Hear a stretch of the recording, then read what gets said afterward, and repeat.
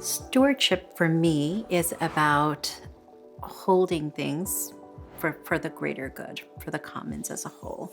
It's not only about representing your particular interests, it's about saying what's needed in this process or in this community for everyone to thrive, and being willing to both put your own assets in and create a space that's safe for everyone else to be able to contribute what they have in a trustworthy way. I think what stewardship is not necessarily a model, it's not necessarily like a program, it's a way of being, it's a way of thinking, it's a way of making decisions, it's a way of casting culture, and I think that's really what stewardship means to me, is that we've all come to this focus on taking care of our community and being responsible for people who aren't necessarily linked to our organization. And that's not just going to be one small thing. It's going to be a series of decisions and behaviors that change for us. I think one of the key characteristics of a good stewarding organization is being willing to be a partner, coming to the table with other entities. Our bigger systems tend to work in silos, and tried to solve every problem in our communities or fill every gap in our communities by doing it on our own, within our own walls of our own organization.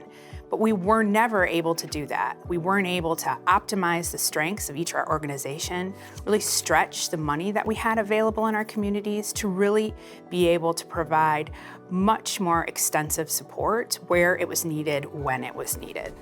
Madison could be anyone in our community.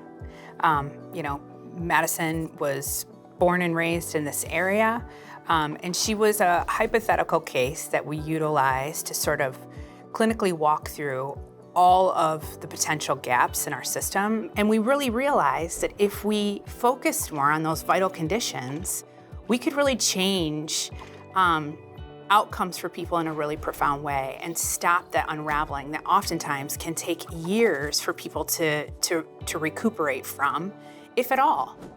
Part of that shared stewardship journey is keeping ourselves not just open, but seeking those who might hold other pieces of the puzzle.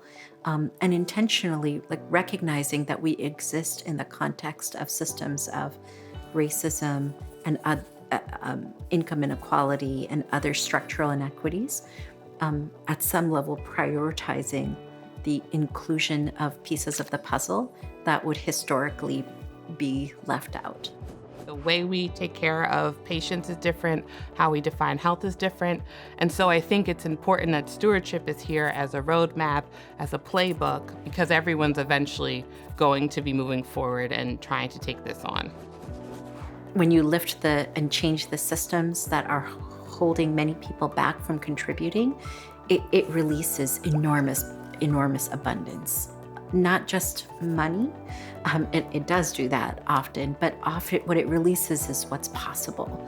It releases countless assets that then create new possibilities of what a community could do. It's a journey of personal reflection and transformation.